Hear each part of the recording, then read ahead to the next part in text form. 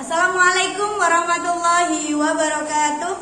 Waalaikumsalam warahmatullahi wabarakatuh. Bagaimana kabarnya anak-anak hari ini? Alhamdulillah. Alhamdulillah sehat ya. Ada yang tidak masuk?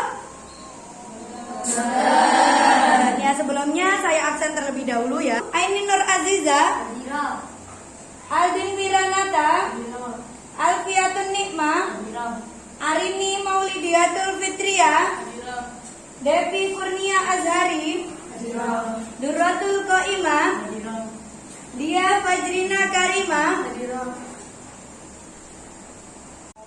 Anak-anak, apakah kelasnya sudah disapu tadi? Sudah. Di bawah ya. Silakan ditata bangkunya yang rapi. Sebelum memulai pelajaran, anak-anak silakan kalian berdoa terlebih dahulu. Ketua kelasnya silakan dipimpin untuk pelajaran. Kita mulai, mari kita bersama-sama berdoa. Berdoa mulai. Bismillahirrahmanirrahim. Raditu billahi rabba wa bil islami dina wa bi Muhammadin nabiyya wa rasulah. Rabbi zidni ilma warzuqni fahma. Amin ya rabbal alamin. Ya, terima kasih. Semoga apa yang kita pelajari hari ini cepat dipahami dan bermanfaat untuk kita semua. Amin. Bagaimana anak-anak? Apakah sudah siap untuk belajar kembali? Siap. Sebelum kita mulai pelajaran, agar kalian tidak ngantuk, yuk kita yel-yel dulu, tepuk semangat.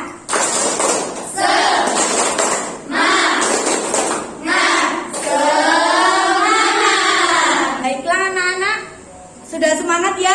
Sudah tidak ngantuk? Kemarin materi sebelumnya kita membahas tentang apa? Tentang mukjizat Al-Quran. Ibu ingin bertanya kepada dua anak. Yang pertama, apa itu mukjizat? Apakah masih ingat? Mbak Dia. Hal-hal luar biasa yang dikaruniakan oleh Allah kepada Nabi dan Rasul. Iya, pintar, masih ingat. Yang kedua, sebutkan apa saja macam-macam mukjizat. Iya, pintar. Mukjizat isi dan mukjizat anawi. Itu pelajaran yang materi sebelumnya. Anak-anak, setiap hari tadarus Al-Quran kan? Usahakan sesibuk apapun, serut apapun, kalian harus istiqomah untuk tadarus Al-Quran. Dan kita dekat dengan Al-Quran, selain kita mendapatkan pahala dari Allah, kita juga akan mendapatkan ketenangan batin pada kita. Seperti itu. Materi kita kali ini membahas tentang pengertian Al-Quran dan wahyu menurut para ulama. Tujuan pembelajarannya yang pertama, menelaah pengertian Al-Quran dan wahyu menurut para ulama.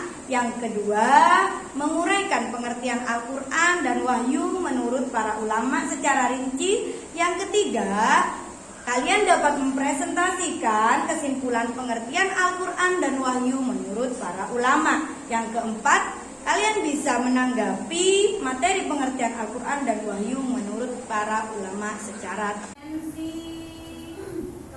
kompetensi kita adalah yang pertama, menganalisis pengertian Al-Quran dan wahyu menurut para ulama. Yang kedua, menyajikan pengertian Al-Quran dan wahyu menurut para ulama. Kriteria ketuntasan minimalnya yaitu KKM-nya, kalian diharapkan mendapatkan 78 ketika kalian ulangan harian. Malah mengerjakan kompetensi 78 atau lebih dari 78. Jangan sampai di bawah 78. Kalian anak hebat, pasti bisa. Ibu ingin membentuk kelompok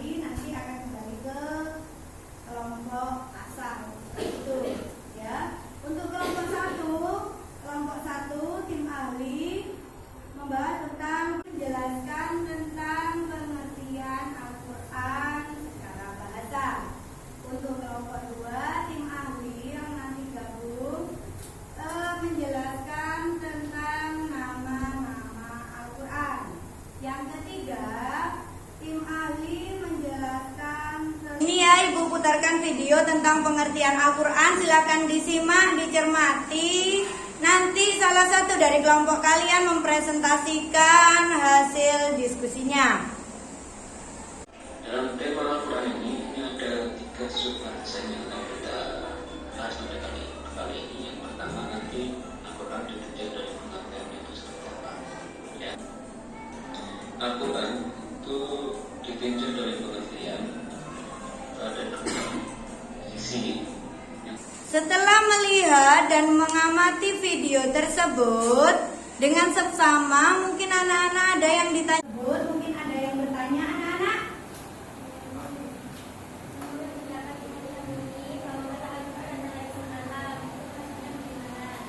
Ya, pertanyaan yang bagus. Silakan, ada yang menanggapi mungkin temannya. Ya, Mbak Dia silakan.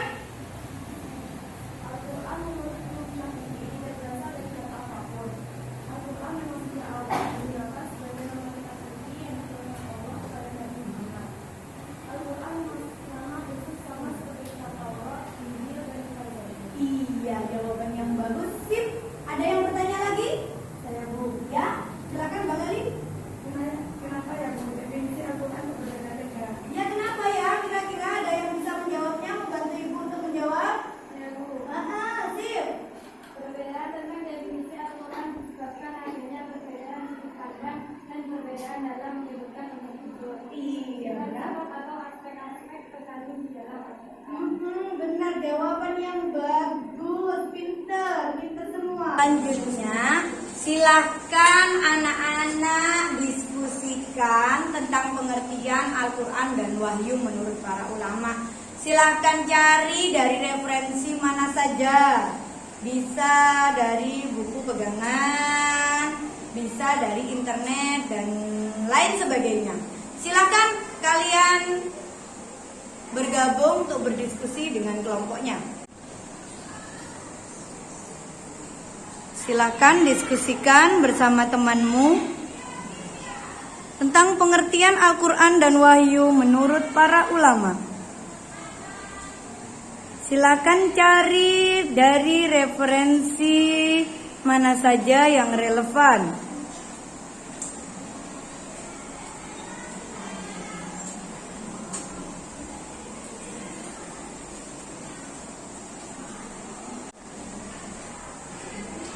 Setelah berdiskusi dan menggali informasi dari berbagai sumber tentang pengertian Al-Quran dan wahyu menurut para ulama, silakan salah satu perwakilan kelompok untuk menjelaskan, mempresentasikan hasil diskusinya. Silakan yang pertama, kelompok 1 tentang pengertian Al-Quran secara bahasa. Ya, silakan kelompok 1 untuk mempresentasikan hasil diskusinya. Pengertian Al-Quran secara bahasa menurut Al-Jani yang pertama, Quran adalah bentuk kata benda atau inti masdar dari kata kerja qara'a yang artinya membaca. Yang kedua, menurut Al-Asy'ari, kata Quran berasal dari lafaz korona, artinya menggabungkan dengan sesuatu yang lain. Yang ketiga, menurut Al-Qara'a, asal kata Al-Quran adalah lafaz qoroinun yang merupakan bentuk jamak dari kata korinatun yang berarti petunjuk dari indikator. Yang keempat, menurut Al-Zujaj, Al-Quran berasal dari kata sifat dari kata al-qur'u yang mengikuti susunan pola wazan lalu yang artinya kumpulan. Yang kelima, menurut Asy-Syafi'i, kata Al-Quran adalah isim alam nama asli. Ya, kesimpulan yang bagus. Silakan untuk kelompok 2 mempresentasikan hasil diskusinya. Pendapat para ulama tentang pengertian Al-Quran adalah A. Al-Quran adalah firman atau kalam Allah. B. Al-Quran terdiri dari lafaz yang berbahasa Arab. C. Al-Quran diturunkan kepada Nabi Muhammad SAW. D. Al-Quran merupakan kitab Allah yang mengandung mukjizat bagi ayat yang diturunkan melalui perantara malaikat Jibril. E. Al-Quran disampaikan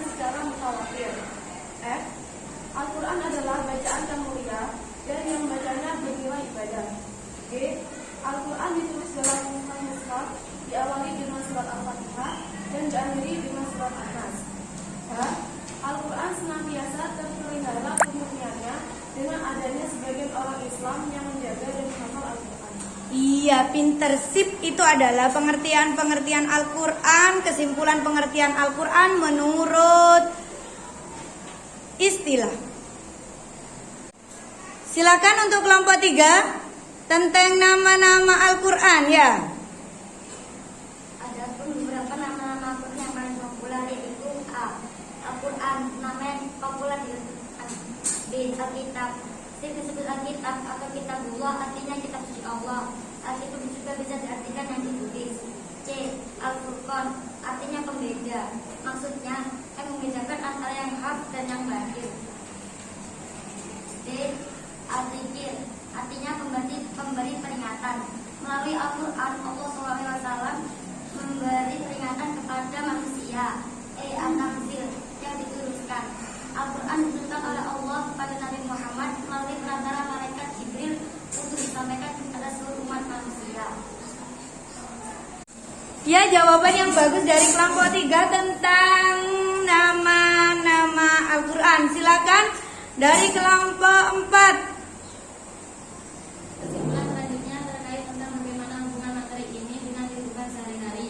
Al-Quran sebagai kitab tuntunan hidup bagi setiap umat Islam. Al-Quran mengandung tuntunan hidup. Hendaknya setiap muslim menjalani kehidupan menurut tuntunan Al-Quran, yakni dengan menerapkan budi pekerti dan etika yang berlandasi keimanan kepada Allah, agar selama hidupnya di dunia dan di akhirat. Iya, jawaban yang bagus.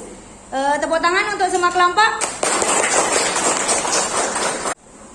Terima kasih anak-anak. Itu tadi ya kesimpulan dari pengertian Al-Quran dan wahyu menurut para ulama. Silakan kalian selanjutnya kerjakan uji kompetensi yang sudah ada di buku peganganmu. Itu ya, saya kasih waktu 10 menit dikumpulkan. Bagaimana anak-anak? Apakah sudah selesai mengerjakannya? Sudah, silakan dikumpulkan di depan. Karena waktu kita sudah habis, saya rasa sudah cukup ya. Untuk pertemuan kali ini tentang pengertian Al-Quran dan wahyu menurut para ulama. Ada yang belum paham? Paham semua ya? Kita mempelajari apa hari ini? Yang kedua, yang ketiga, iya itu tadi ya yang kita pelajari, seperti bagaimana sikap orang yang berpegang teguh kepada Al-Quran. Ya, pinter. Untuk pertemuan selanjutnya, silakan kalian pelajari tentang kebenaran penurunan Al-Quran. Sebelum pulang, ibu kasih oleh-oleh terlebih dahulu biar kalian tambah pinter. Silakan lihat, silakan klik link di form yang sudah ibu share di WhatsApp group. Silakan dikerjakan. Besok pertemuan selanjutnya dikumpulkan.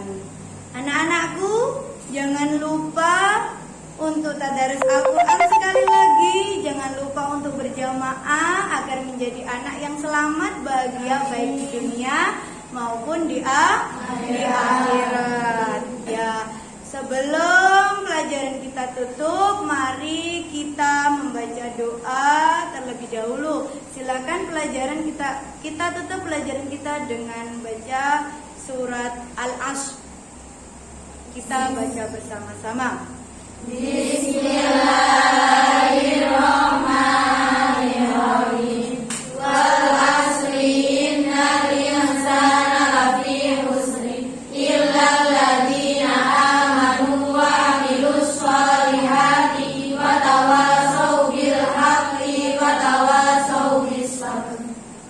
Ya, terima kasih. Semoga bermanfaat. Saya akhiri. Wassalamualaikum warahmatullahi wabarakatuh.